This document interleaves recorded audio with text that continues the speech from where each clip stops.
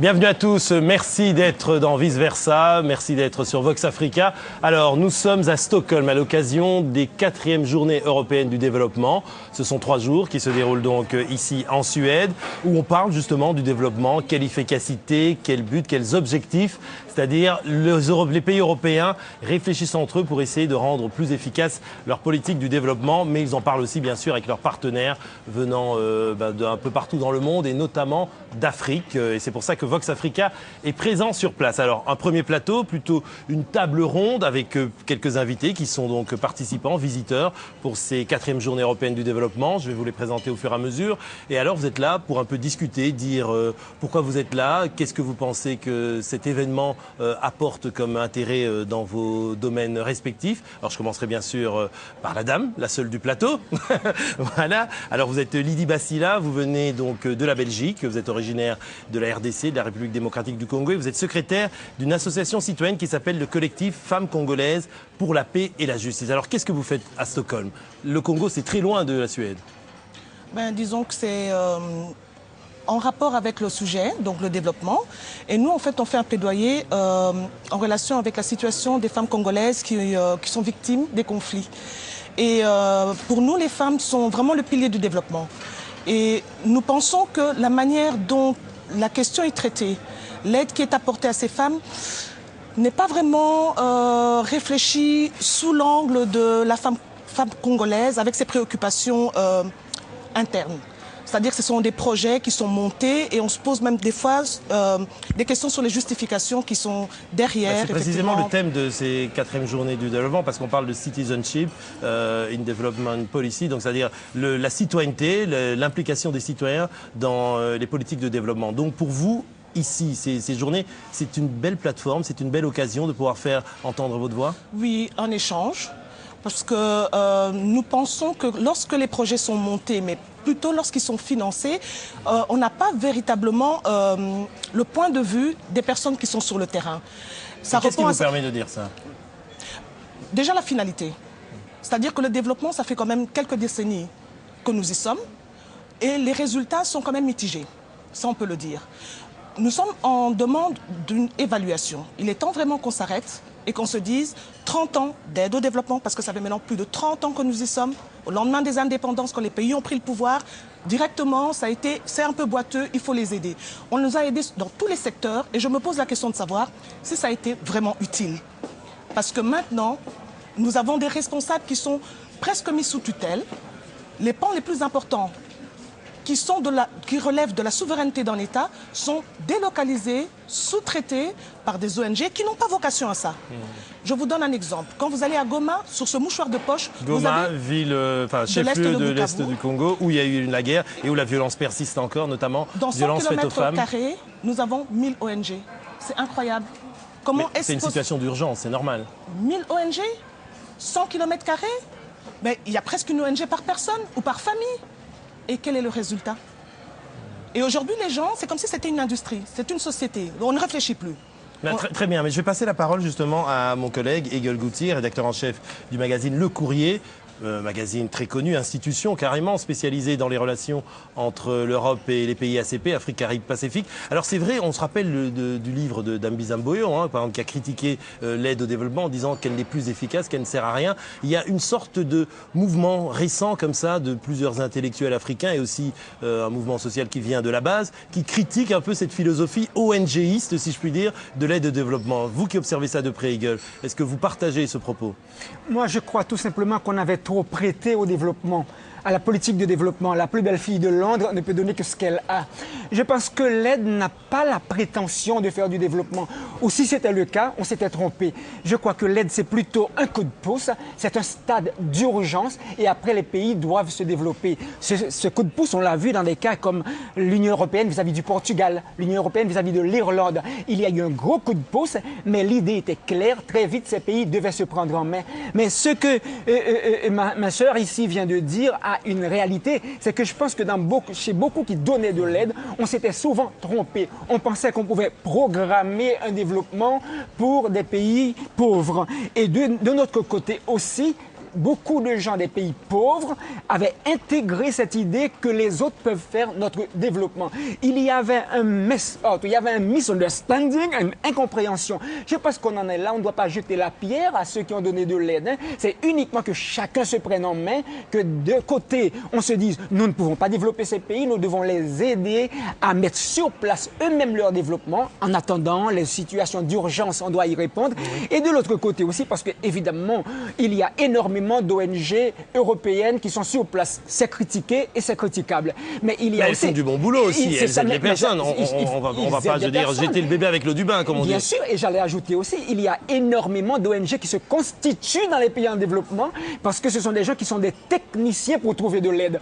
Donc il y a un jeu, ce jeu-là, heureusement, avec la crise qui fait que chacun a été devant ses réalités, les différentes crises, je pense que maintenant il y a cet accouchement qui se fait, cette maïeutique qui se fait, et c'est une bonne phase. Je pourrais dire que le courrier est là parce que nous assistons à une partie de cet accouchement. Ok, à vous la parole, Jean-Claude Poutou. Vous êtes politologue à l'Université de Liège, en Belgique, spécialiste notamment des questions de sécurité. Hein, ça nous ramène à ce que disait Lydie tout à l'heure, la crise dans l'Est de la RDC. De ce point de vue-là, est-ce que vous pensez que le travail des ONG, c'est un travail utile ou un travail qui justement perturbe un peu le tableau parce qu'elles font du développement, mais en vérité, ce n'est pas leur but, ce n'est pas leur objectif? Oui, mais la question, elle est difficile parce que quand on parle aide au développement, il faut le prendre dans sa globalité. C'est-à-dire, au-delà de l'aide pour le développement, il y a toutes les questions qui tournent autour, que ce soit la question de la paix, de la sécurité, de la gouvernance.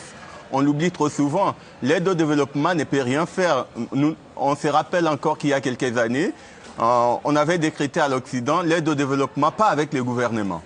On avait privilégié la filière ONG, la filière société civile. On a vu ce que ça a donné. Alors qu'aujourd'hui, on a plutôt tendance à revenir aux États parce que sans les États forts, les États qui ont une bonne gouvernance, les États qui ont envie de développer, qui se mettent dans le développement, l'aide au développement ne servira à rien. Et donc là, c'est vraiment important qu'aujourd'hui, toute la question de l'aide au développement qui est repensée, qui est remise en question depuis des années.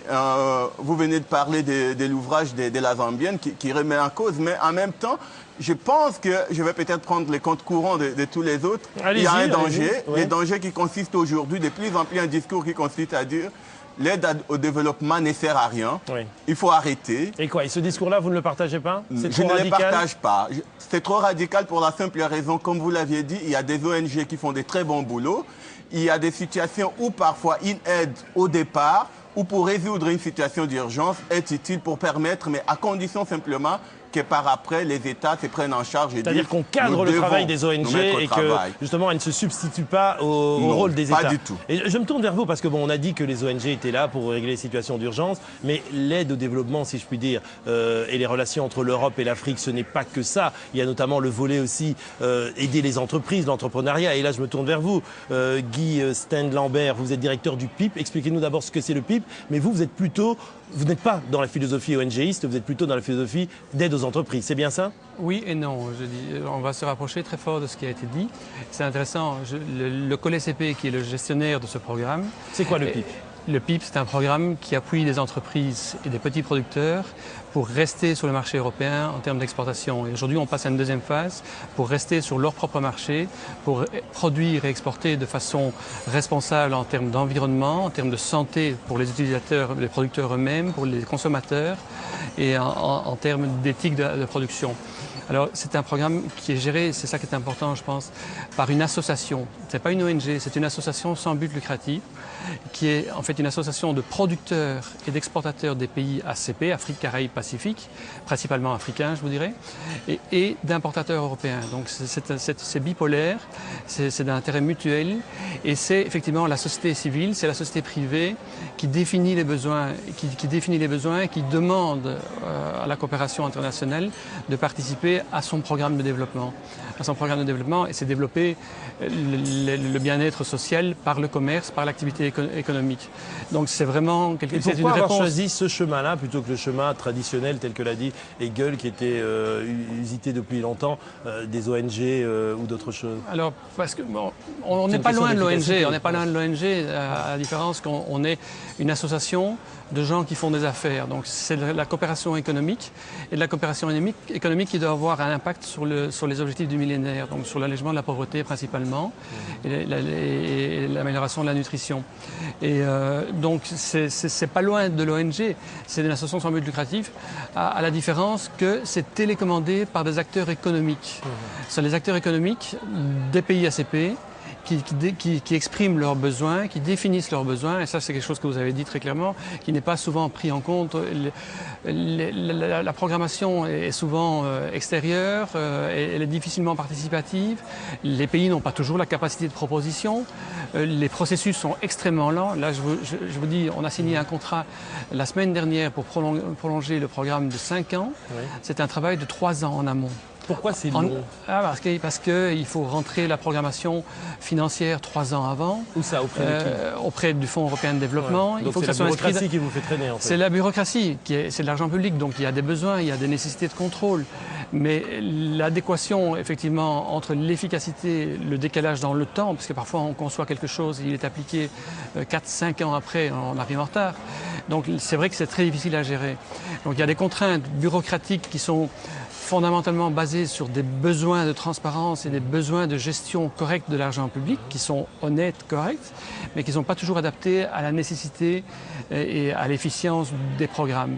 Donc nous avons un peu pallié à ça parce qu'on a court-circuité, et c'est une nouvelle forme de coopération, donc le secteur privé qui dit ce qu'il a besoin, ce dont il a besoin, mais je vous assure que c'est un labyrinthe. C'est un labyrinthe pour s'y retrouver, pour arriver à monter un programme et dessiner le programme et l'exécuter, c'est extrêmement difficile. Alors justement, Hegel, vous qui suivez ça depuis longtemps, c'est souvent le reproche qu'on a fait d'ailleurs à l'Europe en disant que pour dépenser 1 franc, eh bien, il fallait passer au moins, je ne sais pas moi, 3 mois à remplir des papiers. Est-ce que l'Europe parvient aujourd'hui à se remettre en cause pour rendre son aide plus efficace? Parce qu'on se targue de gros montants, 60 milliards d'euros d'aide au développement, premier pourvoyeur d'aide publique au monde, l'Union européenne. Mais en même temps, est-ce que l'efficacité de cette aide est-elle remise en cause? Est-ce que l'Europe comprend le message qui vient de la base, qui vient par exemple de la société civile africaine? Moi, je crois que ce n'est pas seulement que l'Europe s'est remise en cause, je pense qu'il y a des solutions qui sont en train d'être trouvées et en train d'être appliquées maintenant. Et l'une des solutions dont on parle peu, c'est l'aide budgétaire. De plus en plus, les pays qui ont prouvé leur capacité de bonne gouvernance, qui ont prouvé leur capacité de gestion et de démocratie, reçoivent une aide budgétaire, à savoir l'Europe leur donne de l'aide. Cette aide-là sert à leur propre programme. Et l'une des conditions de cette gouvernance, justement, c'est que ces pays discutent avec leur société civile, avec leurs hommes d'affaires et femmes, les hommes et femmes d'affaires. Je viens là d'un reportage aux Seychelles. Seychelles, c'est un pays, il y avait un programme d'aide pour Seychelles pour les 5 ans à venir. Après la crise économique, vu que c'est un pays d'une démocratie, un pays qui applique une sécurité sociale à l'européenne, ou quelqu'un qui est malade, la sécurité sociale couvre jusqu'à son voyage à l'étranger, et bien maintenant le gros de l'aide européenne à Seychelles va passer par l'aide budgétaire. Et à Seychelles maintenant, aux Seychelles maintenant, de négocier avec leur société civile, avec leurs hommes d'affaires et leurs personnes d'affaires, et c'est ce qui se fait. Moi, je pense que ça, c'est l'une des voies qui respecte la démocratie parce que les politiques sont élus, qui respecte la bonne gouvernance parce que l'une des conditions, c'est que ces politiques-là discutent avec leur société civile et le monde d'affaires, et qui respectent le choix de ces pays. Donc, ce n'est pas la panacée, mais c'est une bonne solution. Une bonne voie. Alors, avant de nous quitter, Lydie, parce que je sais que vous avez d'autres occupations, alors dites-nous, donc vous êtes là à Stockholm pour 3 jours. Et comment vous allez faire pour faire entendre votre voix? Vous allez faire quoi? Un happening? Vous allez participer à des ateliers? On participe à des ateliers, ils sont ciblés. Et nous avons en fait 2 ateliers qui nous intéressent véritablement. C'est femmes et sécurité.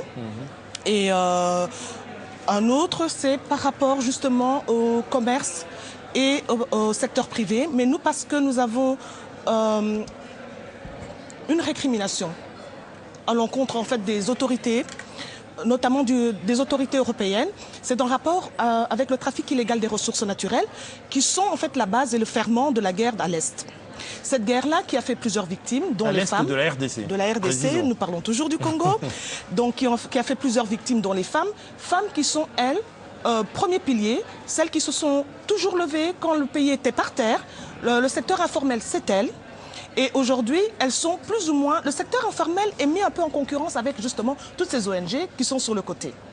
Et je me demande dans quelle mesure les femmes qui se battent toutes seules, dans la douleur et la souffrance et dans la méconnaissance, dans un secteur informel, arriveront à tenir face à une concurrence quelque peu déloyale qui leur est faite par ces multiples ONG qui proposent 1001 services et dont l'impact final n'est pas visible. Et moi, je suis en fait un peu à l'aise par rapport à ce que vient de dire monsieur, c'est que maintenant, on commence à revoir un peu la position de l'État. Ouais. Parce qu'avant, c'était direct la société, on parlait directement avec la population qui n'était pas préparée. Exactement. Qui n'était pas structurée, surtout. Qui n'était pas structurée. Ouais. Bien que, comme il a dit, il y a une tendance aussi à la création de plein d'ONG dans les pays mêmes pour aller justement pourvoyer... Est-ce qu'il y a d'abord un transfert de compétences? Parce que sur autant d'années, comment est-ce possible qu'il n'y ait pas d'ONG locale qui soit capable de monter une même structure, une même activité sur place? Pourquoi faut-il qu'elles viennent d'ailleurs? Si même c'était des fonds. La question est posée. Les situations aussi diffèrent d'un pays à l'autre. Hein. Exactement. Alors pour résumer et rebondir sur ce que vient de dire Mme Bassila, peut-être vous, Jean-Claude, la situation sécuritaire à l'est du Congo, est-ce que ça se calme? Quelle est-elle aujourd'hui? La situation reste dramatique. On peut dire quand on écoute les autorités, quand on entend les discours officiels, qui raconte que la situation va mieux, la deuxième opération qui a constitué à sécuriser les gens, mais il y a un autre son de cloche qui vient des populations locales qui disent que la situation n'est pas pire, la violence faite aux femmes continue et que maintenant il y a des villages entiers qui disparaissent.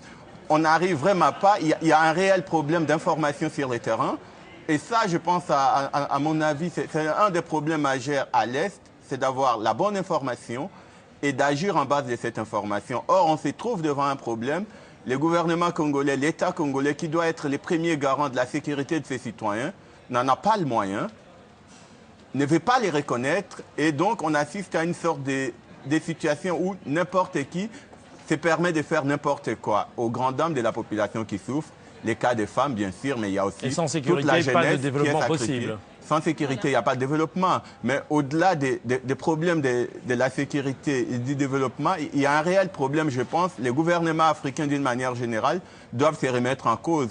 Il faut qu'ils prennent conscience que jamais l'Afrique ne peut se développer grâce à l'aide extérieure.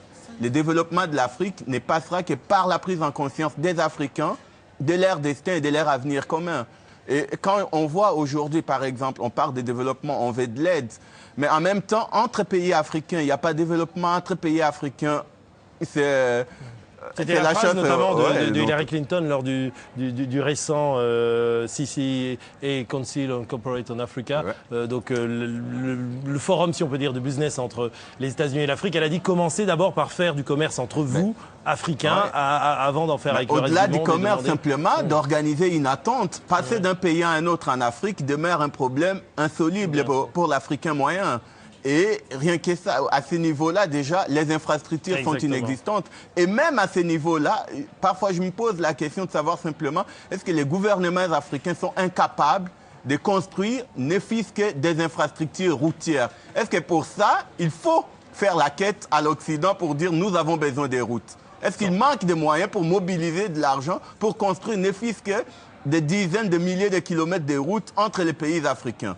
Ils ne veulent pas, il faut demander l'argent à l'Europe. Et l'Europe, bien sûr, traîne des pieds, pose ses conditions, exige des conditionnalités, on arrive à la situation où rien n'est fait. Tant que l'Afrique ne se prendra pas en charge. Merci beaucoup. C'était donc des prises de position, parfois radicales, mais en tout cas, libre expression sur Vox Africa, un tour de table où plusieurs intervenants ont parlé, ont donné leurs impressions sur ces journées européennes du développement. Merci à tous, en tout cas, pour votre intervention. On va faire une petite pause et on va changer d'invité pour continuer la même discussion. Merci à vous. Merci.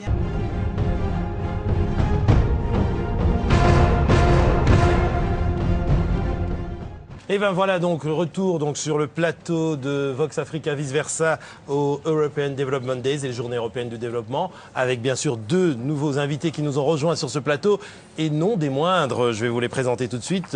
À mes côtés, Monsieur Michel Kazakhstine, vous êtes le président. Je pense, c'est bien ça. Le directeur, voilà, vous serez président bientôt, du Fonds global de lutte contre le sida, la tuberculose et la malaria, basé à Genève. Oui, c'est cela. Le président est le ministre de la Santé d'Éthiopie, Ah bah d'accord. Dr Tedros. Ok, je ne veux pas avoir des problèmes avec lui, donc vous êtes donc directeur.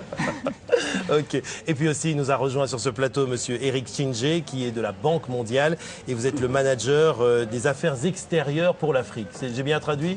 Parce que le titre, il est en anglais, c'est Manager External Affaires for Africa. And Communication. Exactement. Vous êtes le porte-parole, si on peut dire, dans tout ce qui Pour concerne l'Afrique, l'Afrique. L'homme qui est bien placé, hein. Donc vous devrez Alors ça, répondre. oui. Vous avez suivi le précédent plateau où on dit justement que l'aide, on oublie les États, l'aide était mal foutue, en quelque sorte, je résume, je caricature. Absolument. Et la Banque mondiale est une des institutions qui est souvent prise en compte. Mais répondez justement. Je crois qu'on aura l'occasion d'en par parler. rapport à ça, allons-y tout de Bien suite, sûr. allons tout de suite droit au but. Par rapport à ça, est-ce que vous aussi vous sentez qu'il y a ce changement de philosophie, ce changement de mentalité par rapport à l'aide, notamment concernant le continent africain, d'une politique, si je peux dire, une philosophie ONGiste où on laissait faire ça par les ONG, mais on ne pensait pas que l'aide devait être efficace. Est-ce qu'on est en train de changer? Est-ce qu'on change d'époque? Oui, j'ai suivi avec beaucoup d'intérêt ce qui a été dit. Il est vrai que j'étais un peu éloigné du plateau, donc je ne suivais pas tout ce qui se disait, mais enfin, ce que j'ai pu entendre, j'ai trouvé très intéressant. Et c'est la vérité en fait, parce que je crois qu'il faut que ça change. Je crois que ça change depuis un certain temps, n'est-ce pas, l'approche à l'aide et au développement. Hein, et on parle de plus en plus de l'efficacité de l'aide, parce qu'effectivement, nous avons constaté tous que depuis des années, n'est-ce pas, avec tout ce qui se faisait dans le domaine de l'aide au développement, les résultats traînaient un peu à arriver. Donc effectivement, je crois qu'il a fallu un changement, et je crois que ce changement, on le ressent depuis un certain temps. Et du côté de la Banque mondiale, comment se traduit concrètement ce changement? On a parlé par exemple au niveau de la politique d'aide au développement de l'Union européenne, c'est vous Hegel qui l'avez évoqué, c'est quelque chose de très important dont on parle peu, c'est justement cette aide budgétaire, c'est-à-dire on responsabilise les États africains. Plutôt que de donner de l'argent à des ONG pour des projets, on donne de l'argent dans le budget de l'État et c'est l'État qui choisit d'allouer ces montants à des politiques bien précises pour justement mettre en œuvre ces projets. Vous savez, l'erreur de l'aide, dans cette communauté de développement dans laquelle nous nous retrouvons tous, l'erreur a toujours été d'imaginer ou de croire que l'aide peut assurer le développement. Exactement. N'est-ce pas? Qu'un pays peut se développer uniquement grâce à l'aide qui vient de l'extérieur. Mais il n'y a rien de moins vrai. Il y a l'aide, mais il y a le développement. Je crois que le développement appartient au pays. L'aide doit assister ces pays à se développer. Donc l'aide vient en appui. Voilà. Alors si on confond les rôles des uns et des autres, je crois que le résultat, c'est ce que nous avons vu ces dernières années, 50 ans après les indépendances, les pays africains traînent encore dans leur développement, parce que je crois qu'il n'y a pas eu cette appropriation de leur développement. Exactement. Et je crois que le problème se pose à ce niveau-là. Est-ce que nous pouvons arriver au point où les Africains s'approprient donc de leur développement, décident les choix qu'ils font de leur politique de développement est basé sur la réalité du terrain que sur des idées qui viennent d'ailleurs. Je crois que le problématique se trouve à ce niveau-là. Et c'est en train de changer. Mais je vous passe aussi la parole, Monsieur Kazakhstine. Vous êtes dans un domaine, disons, bien spécifique. Hein. Donc le fonds, je rappelle, Fonds global de lutte contre le sida, la tuberculose et la malaria, ce sont des fléaux qui touchent grandement l'Afrique et qui hypothèquent justement ces chances de développement par rapport à ça. Mais quelle est votre réaction par rapport à ce débat sur l'aide, ce débat sur la responsabilité de l'aide, d'où va venir l'initiative des États africains ou bien des pourvoyeurs étrangers? Qu'est-ce que vous en pensez, vous? Alors moi aussi j'ai suivi avec beaucoup d'intérêt une partie du plateau précédent et je viens d'écouter les propos d'Eric Chingé. Je dois dire que je partage cette analyse et que c'est l'analyse que nous faisons aussi au Fonds mondial. Le Fonds mondial est, vous l'avez dit, le principal financeur international maintenant de la lutte contre 3 maladies dont l'Afrique porte l'essentiel du fardeau dans le monde en développement. Et ce lien entre la santé et le développement a aussi connu beaucoup de changements dans les dernières années. Si on pense aux années 80 ou 90 et aux anciens modèles du développement, on disait qu'il fallait qu'on aille vers la croissance économique et le développement et que la santé viendrait en quelque sorte comme une sorte de récompense naturelle des efforts de développement et de croissance économique. Et puis la crise du sida est arrivée, entre autres. La crise du paludisme était là depuis longtemps. Et là, on a vu que les maladies, les épidémies érodent le capital humain, détruisent les efforts de développement et que la santé devait être en fait un investissement pour le développement. Et c'est là que le Fonds mondial a été créé à l'initiative de l'Assemblée générale des Nations unies et après l'appel des chefs d'État africains avec Kofi Annan à Abuja en avril 2001.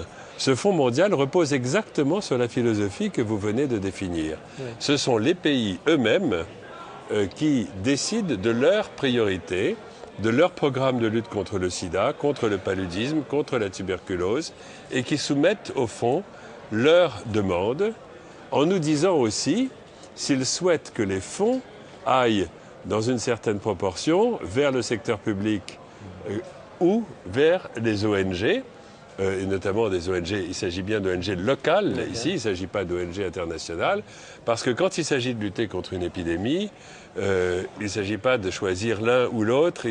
On est dans une urgence telle en Afrique, dans beaucoup de ces domaines, qu'il faut mobiliser tous les secteurs. Bien sûr. Donc de ce point de vue-là, je vois donc... Mais si vous partagez à peu près tout le consensus, j'espère que ce n'est pas l'effet... de ce qu'on appelle l'appropriation. L'appropriation, oui, voilà. Mais pourquoi sur le terrain, on sent que ça ne change pas? On a entendu tout à l'heure la dame qui était sur ce plateau qui disait « Nous, société civile, on ne nous entend pas, on a du mal à se faire comprendre ». Donc c'est-à-dire que dans les hautes sphères, si je puis dire, à la Banque mondiale, là, on a souvent l'habitude de vous cibler à la Banque mondiale, les esprits changent, mais ça n'a pas encore eu d'implication sur le terrain? Enfin, je crois que la réponse est assez simple. Le développement ne se fait pas en un jour, n'est-ce pas? Partons de là, mais regardons la situation des ONG en Afrique aujourd'hui. C'est qui? C'est quoi ou c'est qui l'ONG? Nous essayons depuis un certain temps, n'est-ce pas, de mettre l'accent sur cet aspect enfin, ce monde-là, la société civile. Mais il est vrai, regardez, dans la plupart de ces pays, il y a des ONG d'une seule personne, il y a des ONG d'une dizaine de personnes, il y a des ONG bien organisées, il y a des ONG qui sont des relais, des ONG internationales. Donc c'est assez compliqué ce monde-là. Depuis, vous savez, chaque année, lors de nos assemblées annuelles, les responsables de la banque exigent qu'il y ait une rencontre avec les ONG. Exactement. Mais chaque année, pour les ONG qui viennent du continent africain, ça change toujours. On ne retrouve pas les mêmes tout le temps. Les adresses changent, les personnes changent, les objectifs changent. Très difficile à maîtriser. Je crois qu'il y a un effort à faire de ce côté-là par les ONG eux-mêmes. Une structuration justement de ce secteur. Évidemment. Et par les gouvernements, évidemment, et avec l'aide peut-être des institutions internationales. Mais l'organisation, une fois de plus, appartient aux Africains. Oui. Je vous sens inquiété. C'est vrai que vous avez le même problème dans le domaine de la santé, à trouver des interlocuteurs. Dire au contraire. D'abord, je voulais donner quelques exemples du rôle absolument clé que la société civile a joué en Afrique dans les grands changements en santé. Prenez l'Afrique du Sud. C'est tout de même un pays où le gouvernement était dans le déni total de l'épidémie du sida. Et si ce pays a bougé au point qu'il y a encore 5 ans, il n'y avait pratiquement aucun malade du sida sous traitement. Et aujourd'hui, c'est 700 000 personnes. 700 000 personnes en Afrique du Sud. C'est le plus gros programme au monde d'accès aux médicaments du sida. Si ce changement s'est produit, c'est bien du fait de la dynamique, de la mobilisation, de la prise de parole de la société civile qui s'est organisée très fortement. Le deuxième point peut-être sur ce sujet, c'est que les fonds du Fonds mondial, comme je le disais, vont tantôt au gouvernement, tantôt à la société civile, selon ce que chaque pays décide.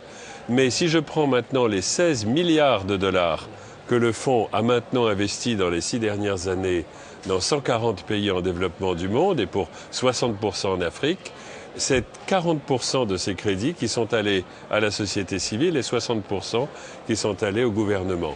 Et enfin, si on parle des résultats de l'aide, alors je crois que la santé, c'est clairement l'un des domaines du développement où on a vu les progrès les plus marquants. La Banque a participé à ces progrès, le Fonds mondial, ce qu'on appelle l'Alliance Gavi pour les vaccinations de l'enfant. Et si maintenant vous voyagez en Afrique, et je sais que beaucoup de vos auditeurs et de vos téléspectateurs pourront évidemment en témoigner. La façon dont le sida, l'épidémie du sida et le paludisme sont maintenant perçus en Afrique a radicalement changé dans les 5 dernières années. On est passé du désespoir absolu et de l'impasse a maintenant un accès encore insuffisant, mais en tout cas une source d'espoir indiscutable. Alors, parlons maintenant, en résumé, un peu un tour de table pour avoir votre réaction. Vous avez fait cette distinction, je pense, subtile et intéressante entre aide et développement. Parce que ici, au niveau, on est aux Journées européennes du développement, mais le commissaire s'appelle encore le commissaire donc de la direction générale pour la coopération à l'aide au développement. Vous voyez, donc on n'a pas encore, on pourrait peut-être créer 2 postes. Je poserai la question tout à l'heure au commissaire européen. Mais cela dit, il y a aussi une autre question qui se pose, parce qu'on focus toujours sur la pauvreté. On dit on doit réduire la pauvreté. C'est un notamment des objectifs du millénaire. Hein, et il y a aussi des objectifs qui concernent la santé. Mais est-ce qu'on ne pourrait pas changer justement de perspective? Plutôt que de t'attaquer à la pauvreté, créons de la richesse. C'est ce que disent certains intellectuels africains, justement, ceux qui s'attaquent à l'aide. Ils disent il faut qu'on focus sur la création de richesses et comme ça fera la différence. Alors de ce point de vue, vous, par exemple, aussi, Guy, qui êtes dans ce domaine-là, au niveau du secteur privé, qu'est-ce que vous pensez et est-ce que vous pouvez faire changer les choses à votre niveau? C'est exactement la dynamique dans laquelle on se place. Bon, on parle de choses assez futiles par rapport à des sujets beaucoup plus importants, beaucoup plus touchants. Mais l'aide au développement économique, l'aide à la création de richesses est un des moyens de sortir de la précarité, en termes de santé, en termes d'éducation. Et ce n'est qu'une aide, qui doit être prise en charge par les Africains eux-mêmes, par les gens des Caraïbes, des pays en voie de développement, et qui est importante, mais qui est complémentaire aux autres aides. Il y a des urgences, évidemment, mais on ne peut pas faire une chose à la fois. Tout doit être pris de front, de façon à sortir de cercles vicieux et créer des cercles vertueux. Je pense qu'on a parlé d'appropriation, d'aide budgétaire.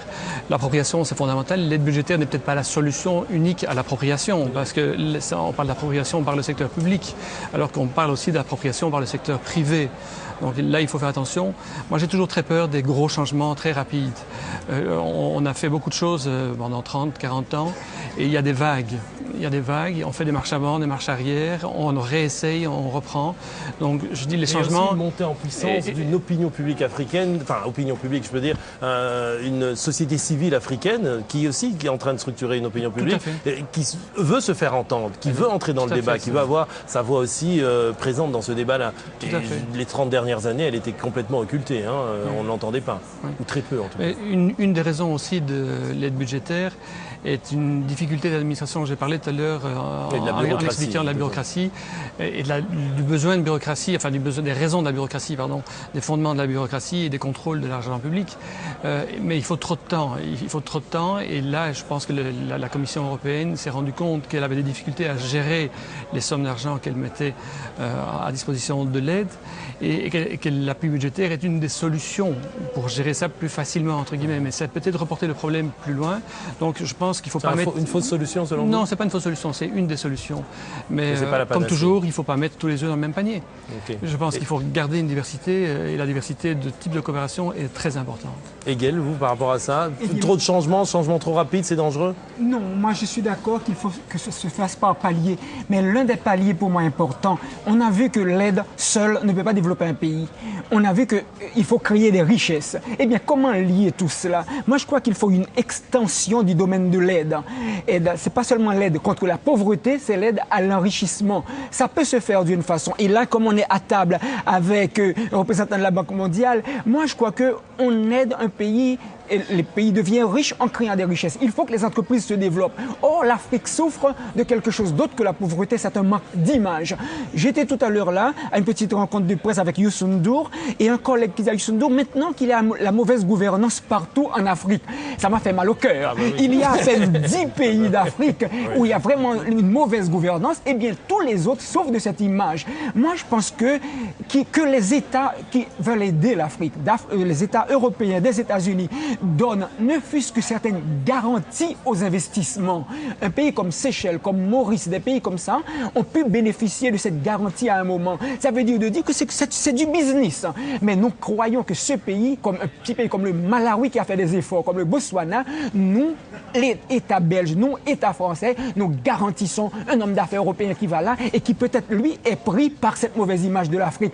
Ce n'est pas une solution non plus. Ce sont des petits bouts de solution, une extension du domaine de l'aide, d'une part à la garantie à l'investissement, deuxièmement à la correction de cette mauvaise image d'Afrique entretenue partout. Alors, mauvaise image d'Afrique, Vox Africa en lutte contre, parce qu'on veut aussi montrer que l'Afrique, elle est diverse. Notamment, on a parlé d'un rapport qui a été publié par vos services, le rapport Doing Business de cette année, qui montrait qu'en Afrique, il y avait des progrès énormes, que d'ailleurs le champion de la réforme en termes d'attractivité, c'était le Rwanda, un petit pays d'Afrique centrale, qui a vécu justement aussi un drame, le génocide en 1994, et puis aussi l'île Maurice, que vous avez cité, et la Tunisie aussi, qui font des progrès et qui essayent d'assainir et de réformer leur secteur économique. Alors donc de ce point de vue-là, est-ce que franchement l'Afrique souffre toujours d'une mauvaise image? Vous qui gravitez dans ces instances telles que la Banque mondiale et autres grandes instances, je veux dire, pourvoyeuses d'aide. Non, en fait, je crois, il est vrai, l'image de l'Afrique ne l'aide pas du tout, ce continent. Difficile d'attirer, n'est-ce pas, les touristes, difficile d'attirer des vrais investisseurs, à part ceux qui viennent pour... et pas simplement les grosses mises de la Chine sur les mines ou sur autre chose. Effectivement. Voilà. Donc oui, il y a un problème d'image. Et l'Afrique devrait travailler et vous savez, malgré tous les efforts que nous faisons en Afrique, le jour où il y a un Dadis dans un pays que nous connaissons tous, ça on peut la citer, c'est la Guinée. Enfin, la Guinée-Conakry. Mais cela dit, je crois que il faut que toute l'Afrique prenne conscience que les dirigeants africains, que nous n'avons plus besoin des Guinées, des Niger, des pays qui bouleversent, n'est-ce pas, l'ordre établi. Les Africains sont en train de travailler pour améliorer la gouvernance. Les Africains sont en train de travailler pour assainir, n'est-ce pas, le climat de business dans leur pays. Mais que de temps en temps, il y a des sursauts dans le sens négatif, n'aide pas l'ensemble. Donc moi je crois qu'il y a un effort à faire dans ce sens. Mais je voulais rentrer un peu dans le débat entre réduction de la pauvreté et création de la richesse. Oui, surtout sûr. Parce que ces dernières semaines, au sein de la Banque mondiale, il y a eu... nous sommes en train d'en débattre aussi. Et